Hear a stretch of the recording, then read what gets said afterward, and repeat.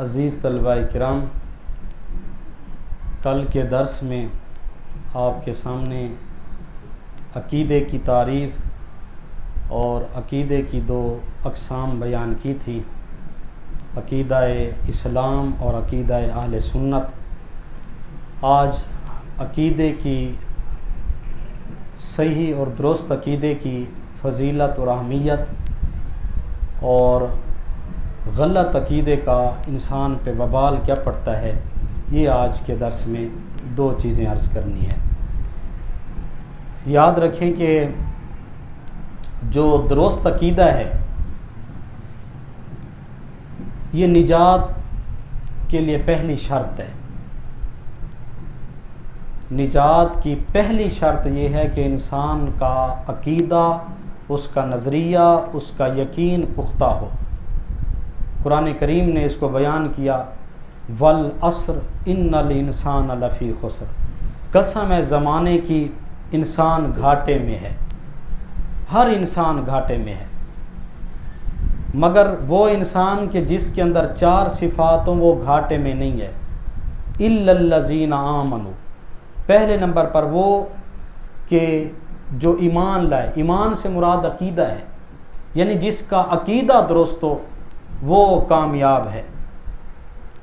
الا الذین آمنوا وعملوا الصالحات، پھر عمل ہے، پھر خیر کی تلقین ہے اور صبر کی تلقین ہے، حق کی تلقین اور صبر۔ پہلے نمبر پر عقیدہ، یعنی انسان کی نجات کے لیے پہلی شرط یہ ہے کہ اس کا عقیدہ درست ہو۔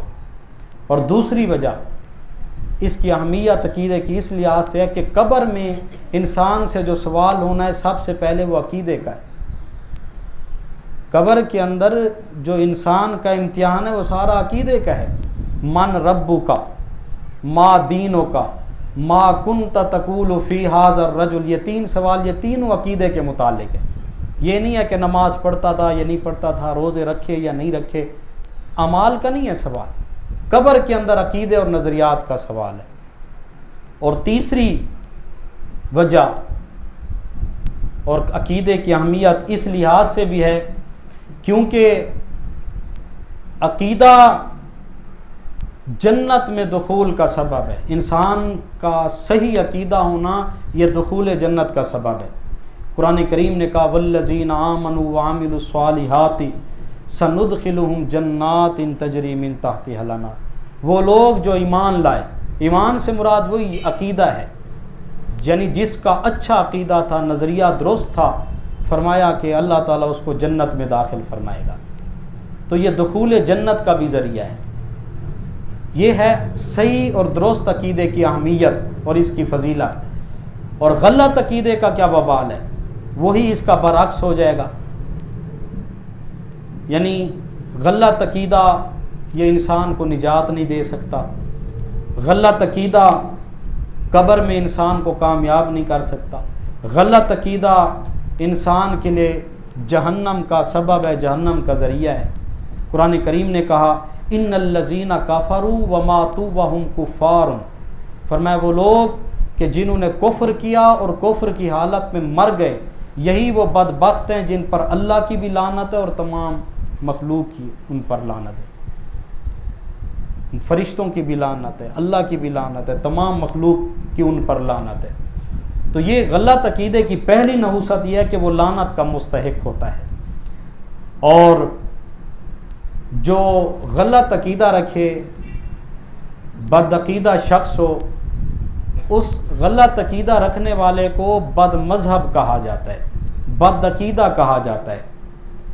بد عقیدہ اور بد مذہب کا شریعت کے اندر حکم یہ ہے، اس سے میل جول حرام ہے، میل جول ممنوع ہے، اس سے کوئی تعلق نہیں رکھنا، میل جول نہیں رکھنا کہ آپ کا تعلق اس کے مزید حوصلہ افزائی کا ذریعہ بنے، یوں نہیں کرنا۔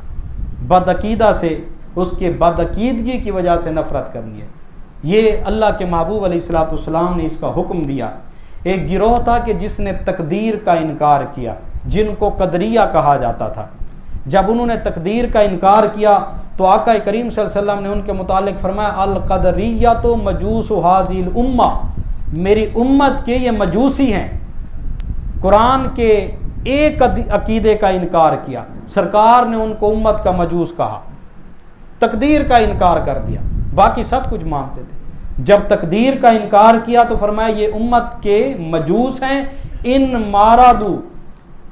ماریدو فلا تعودوہم، اگر یہ مریض ہو جائیں تم نے ان کی عیادت نہیں کرنی، وَإِن مَاتُوا فَلَا تَشْهَدُوهُمْ، اگر یہ مر جائیں تم نے ان کے جنازے نہیں پڑھنے، وَلَا تُجَالِسُوهُمْ وَلَا تُفَاتِحُوهُمْ، فرمایا نہ ان کے ساتھ تم نے مجلس رکھنی ہے، نہ ان کے ساتھ گفتگو کرنی ہے، نہ خندہ پیشانی سے پیش آنا ہے۔ یہ حضور علیہ الصلوۃ والسلام نے امت کو تعلیم دی، یعنی جو بد عقیدہ ہو، بد مذہب ہو، اس کے ساتھ جو ہے کسی قسم کا تعلق یہ ممنوع اور حرام ہے۔ اللہ تعالی ہمیں بد عقیدگی کی نحوست سے محفوظ فرمائے، ماہ مدینہ اپنی تجلی عطا کریں، یہ ڈھلتی چاندنی پہر دوپہر کی ہے، وآخر دعوانا ان الحمد للہ رب العالمین۔